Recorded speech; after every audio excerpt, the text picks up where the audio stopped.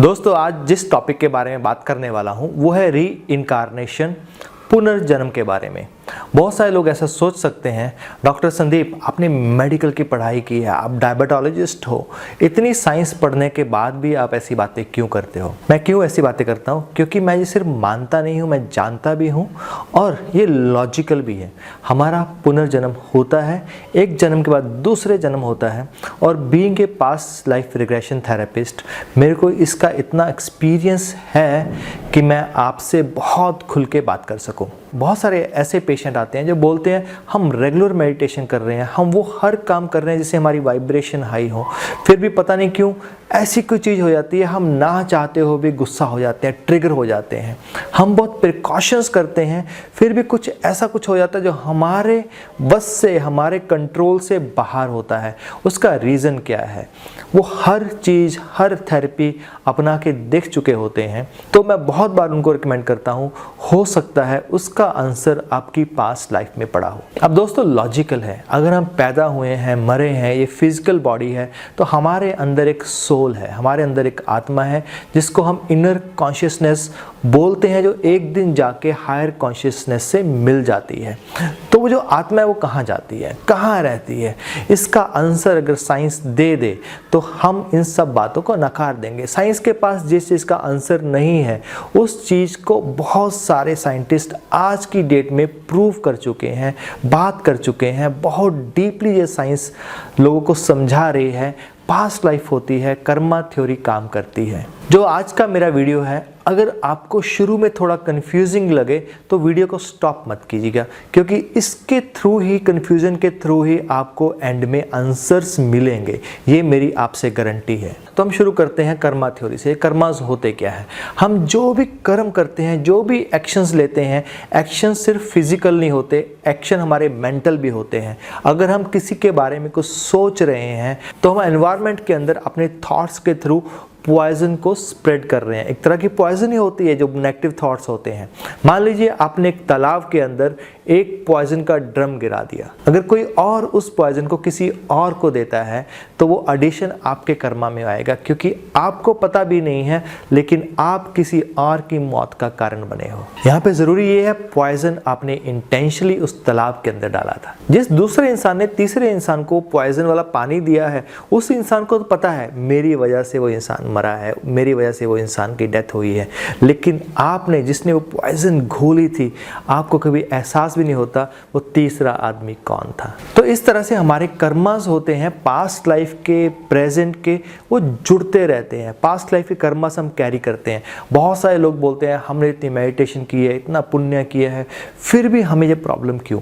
हो सकता है उसका कारण पास्ट में हो सकता है आपको कर्मा थ्योरी के बारे में कुछ गलतफहमी हो। बहुत सारे लोगों को ऐसे लगता है हमने इतने ज़्यादा पॉजिटिव कर्म कमा लिए और इतने ज़्यादा नेगेटिव कर्म कमा लिए, तो हमारे पॉजिटिव कर्म है वो नेगेटिव कर्म से ज़्यादा है, तो जो बैलेंस है वो हमारे पॉजिटिव कर्मा, तो उसका फल हमें मिलना चाहिए। नहीं, जो हमारी कर्मा थ्योरी है वो इस तरह से काम नहीं करती है।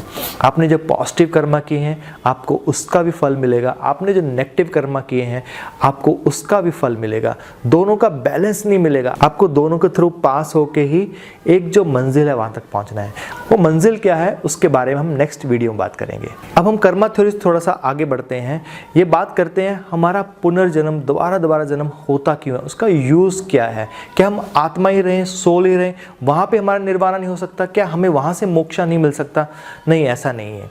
अगर हम आत्मा रूप में रहते हैं, हमारी बॉडी हमारे पास नहीं है, तो वो प्रोसेस होता है, जो क्लींजिंग प्रोसेस होता है वो बहुत स्लो है, बहुत टाइम लगता है। इसके लिए ही हम धरती के ऊपर आते हैं। फिजिकल बॉडी हमें धरती के ऊपर ही मिलती है। धरती को हम एक मेटाफर की तरह, एक स्कूल की तरह ले लेते हैं। हम इस स्कूल के अंदर पढ़ने आते हैं और हमारी सोल जो है यहाँ एक तरह से ग्रेजुएशन करने आती है, पढ़ने आती है। जैसे हम एक स्टैंडर्ड से दूसरे स्टैंडर्ड में जाते हैं, जैसे 6 से 7 जाते हैं, 8 जाते हैं, 9 जाते हैं, 10th जाते हैं, वैसे ही हमारे रीबर्थ होते हैं ताकि हम नेक्स्ट क्लास में, नेक्स्ट लेवल तक ग्रो कर सके, पहुँच सकें। स्कूल में क्या होता है? स्कूल में बहुत सारे स्टूडेंट होते हैं, वो टॉप करते हैं। बहुत सारे स्टूडेंट जो होते हैं सिर्फ पास करते हैं, बहुत सारे स्टूडेंट होते हैं फेल हो जाते हैं।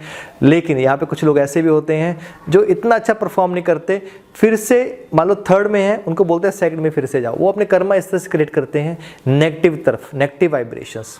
इसके नेक्स्ट स्टेप में आपको लेके जाना चाहता हूँ एक हायर वाइब्रेशंस के ऊपर। जब ये क्यूमुलेटिव वाइब्रेशंस होती हैं कैसे अर्थ की वाइब्रेशन को हायर करती हैं, बढ़ाती हैं।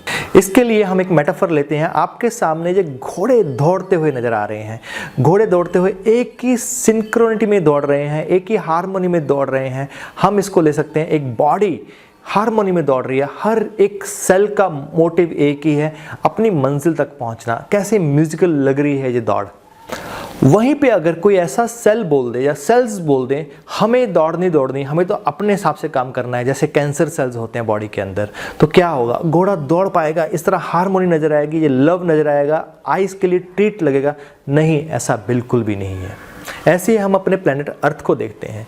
प्लेनेट अर्थ के ऊपर हर एक इंसान को हम वो सेल ले लेते हैं और पूरी पॉपुलेशन को एक बॉडी ले लेते हैं। उसमें से बहुत सारे जो सेल्स हैं वो मंजिल की और वाइब्रेशन को हाई करने में लगी हुई हैं, और बहुत सारे सेल्स ऐसे हैं, बहुत सारे लोग ऐसे हैं जो इसको डाउन करने में, नेगेटिव करने में लगे हुए हैं। अगर आप अर्थ की हिस्ट्री देखें तो आप देखोगे अर्थ की वाइब्रेशंस की वजह से हायर प्लेन में अर्थ जा रही है, तभी तो ह्यूमैनिटी की एक ग्रोथ हो रही है, क्योंकि अर्थ की जो वाइब्रेशंस हैं वो हायर प्लेन पे लगातार जा रही हैं। हर चीज़ का ग्रोथ होता है, वैसे ही अर्थ की वाइब्रेशंस का ग्रोथ हो रहा है। बहुत सारे लोग मेरे से इत्तेफाक नहीं रखेंगे, बोलेंगे पहले ज़्यादा खुशियाँ थी, आज कम खुशियाँ हैं, पहले कम प्रॉब्लम्स थी, आज ज़्यादा प्रॉब्लम्स हैं, पहले कम बीमारियाँ थी, अब ज़्यादा बीमारियाँ हैं। नहीं दोस्तों, ऐसा नहीं है। आप ध्यान से एक बार सोच के देखो, मैंने आपको अभी के अभी आज के 200 साल पहले भेज दिया, 2000 साल पहले भेज दिया, दो कंडीशन दी है मैंने, 200 साल 2000 साल। तो क्या होगा, आपको जंगली जानवर की टेंशन होगी 2000 साल पहले, आपको ये डर होगा कहीं कोई ट्राइब आके मार ना दे, आपको ऐसा डर होगा कहीं कोई अनजान बीमारी हमारे बच्चों को ना मार दे, आपको वो डिजीज़ हो जाए, आपके पास उस चीज़ की क्योर ही ना हो। आपको किसी साथ कम्युनिकेट करना है तो आप कम्युनिकेट नहीं कर सकते हैं, आपको कुछ लर्न करना है तो आप लर्न नहीं कर सकते हैं। एक जनरेशन जिस तरह से पैदा होती है वो नेक्स्ट 15 जनरेशन 20 जनरेशन वैसे की वैसे ही मर जाती हैं। दोनों की ग्रोथ में कोई डिफरेंस नहीं होता था। वहीं आज की डेट में अगर ले लोगे, जो पास्ट जनरेशन है उससे नेक्स्ट जनरेशन बहुत हायर है, उसकी नॉलेज, उसकी थिंकिंग, उसकी वाइब्रेशंस, उसके पास जो एसेट्स हैं, उसके पास नॉलेज है, उसके पास इवन ग्रो करने के जो चांसेस हैं वो बहुत हाई हैं। वो फिजिकल हो सकते हैं, इकोनॉमिकल हो सकते हैं और स्पिरिचुअली भी हो सकते हैं। तो अल्टीमेटली जो ग्रोथ है अर्थ की हो रही है, नेगेटिव वाइब्रेशंस चाहे हो, पॉजिटिव वाइब्रेशन ज़्यादा ही होंगी, तो ओवरऑल अर्थ की ग्रोथ हो रही है, एक हायर प्लेन में जा रहे हैं। हो सकता है यहाँ तक मैंने आपको खूब कंफ्यूज कर दिया हो, आप कंफ्यूजन में रहिए, कोई बात नहीं है। लेकिन कन्फ्यूज़न के बाद ही बहुत बार क्लैरिटी आती है। जब एकदम धुंधलापन होता है तभी उसके बाद एक सूरज की रोशनी नज़र आती है, वो एकदम क्लियर नज़र आती है। हो सकता है जो मैं बातें कर रहा हूँ आप उसको रिलेट कर पा रहे हो, अपनी लाइफ के साथ जोड़ के देख पा रहे हो। फ्रेंड्स, आपने ये वीडियो यहाँ तक देखा है तो इसका कोई ना कोई पर्पस है। पर्पस हर एक इंसान की लाइफ में होना बहुत ज़रूरी है। बहुत सारे लोग पर्पसलेस लाइफ जी रहे हैं। पर्पस क्या है? जो आपको इस प्लेन से हायर प्लेन तक ले जाए। बहुत सारे लोगों को ऐसे पर्पस होंगे, मुझे इकोनॉमिकली रिच होना है, मुझे बॉडी अच्छी बनानी है, मुझे रिलेशनशिप अच्छे रखने हैं, मुझे हैप्पीनेस लेना है। लेकिन इससे भी ऊपर का एक पर्पस है, मुझे अपने आप को जानना है, मुझे मोक्षा की ओर बढ़ना है। बहुत सारे लोग इसके बारे में बात नहीं करते, बोलते हैं यार हमारी उम्र नहीं है, हमारी एज नहीं है, हमारा काम नहीं है, ये काम खत्म हो जाए उसके बाद इन सब बातों के बारे में सोचेंगे। अरे यहाँ तो मरने का, सिर को खुजाने का टाइम नहीं है, तुम क्या बातें करते हो। अगर हम इस चीज़ के बारे में नहीं सोच पाएंगे तो छोटी चीज़ें हैं, छोटी जो प्रॉब्लम्स हैं उसको भी सॉल्व नहीं कर पाएंगे। मैं हमेशा ये बात करता हूँ, अगर आप एक बड़ी प्रॉब्लम लेते हैं तो छोटी छोटी प्रॉब्लम अपने आप ठीक हो जाती है। एक एग्जांपल देता हूँ, मान लो कि स्टूडेंट है, वो अच्छा परफॉर्म नहीं कर रहा है क्लास में, एकदम एवरेज है, कम पढ़ता है, टीवी ज़्यादा देखता है, फ़ोन ज़्यादा देखता है। अगर उसको एक पर्पस दे दिया जाए, भाई अगर तुम इतने परसेंटेज मार्क्स नहीं लेके आओगे तो तुम्हारा इस यूनिवर्सिटी में दाखिला नहीं होगा, अगर इस यूनिवर्सिटी में दाखिला नहीं होगा तो तुम्हारी लाइफ का जो ग्राफ होगा वो इस तरह से चलेगा, तुम्हारे दोस्तों का ग्राफ इस तरह से चला जाएगा, वगैरह वगैरह वगैरह। और लड़के ने क्या पर्पस डाल दिया अपने दिमाग के अंदर, अब मुझे उस यूनिवर्सिटी में, जो टॉप की यूनिवर्सिटी है, उसमें एडमिशन लेना है, यहाँ पे सिर्फ और सिर्फ पूरे देश में से 100 लोग आते हैं मान लेते हैं, तो उसका जो स्कूल का जो कंपटीशन था, स्कूल का जो स्ट्रगल था, वो अपने आप खत्म हो गया। तो उसने हायर पर्पस के लिए जीना शुरू कर दिया। इसी तरह से हमारे जो हायर पर्पसेस होते हैं वो हमारे बाकी जो पर्पस होते हैं उनको अपने आप हल कर देते हैं या उनको सॉल्व कर देते हैं।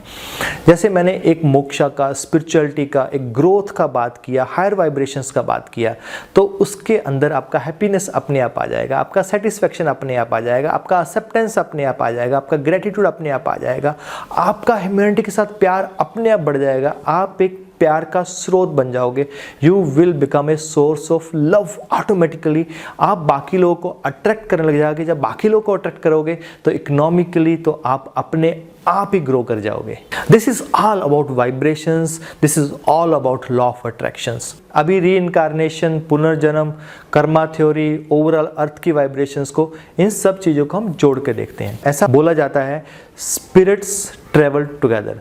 जो आत्माएं होती हैं वो ट्रेवल करते हैं एक साथ, एक जन्म से दूसरे जन्म में। हो सकता है इस जन्म में जो आपके मदर हो, सिस्टर हो, ब्रदर हो, पिछले लाइफ में उनके साथ कोई और रिलेशनशिप हो सकता है वो आपके दुश्मन हो सकता है वो आपके पड़ोसी हो, जो आपकी मदर है वो आपकी बेटी हो, वगैरह वगैरह। लेकिन दे ट्रेवल टुगेदर। कुछ ना कुछ अनफिनिश्ड बिजनेस होता है, कुछ ना कुछ अनफिनिश्ड चैप्टर होता है।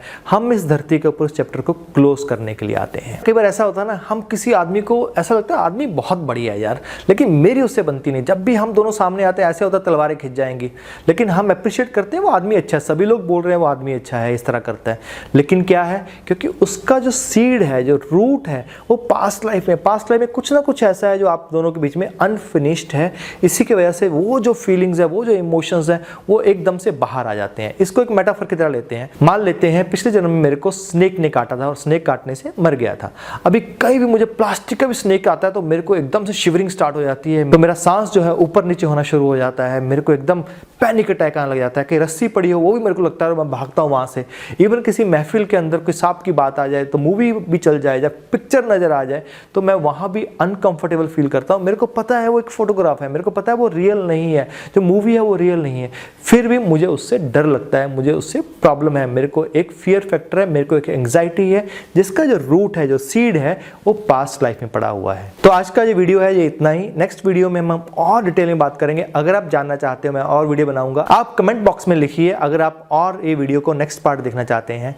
और इस चीज को और डीप में जानने के लिए मेरा वीडियो अनीता मौर्जानी के ऊपर एक बना हुआ है, उसको मैं डिस्क्रिप्शन में दे रहा हूं और लिंक उसका ऊपर दिया है, आप उसको भी देख सकते हैं।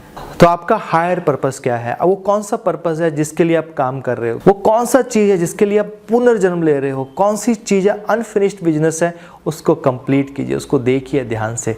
हो सकता है कोई थेरेपिस्ट आपकी हेल्प कर दे, हो सकता है आपकी जो डीप इनसाइट है वो हेल्प कर दे, हो सकता है इस वीडियो के बाद आप डीप मेडिटेशन में बैठें और आपको कोई ऐसा विचार आए, कोई ऐसा थॉट आए, कोई ऐसी इनसाइट आए जो किसी रिलेशनशिप को क्लियर कर दे, उस जोड़ दे, उस जो अनफिनिश्ड बिजनेस है उसको कंप्लीट कर दे।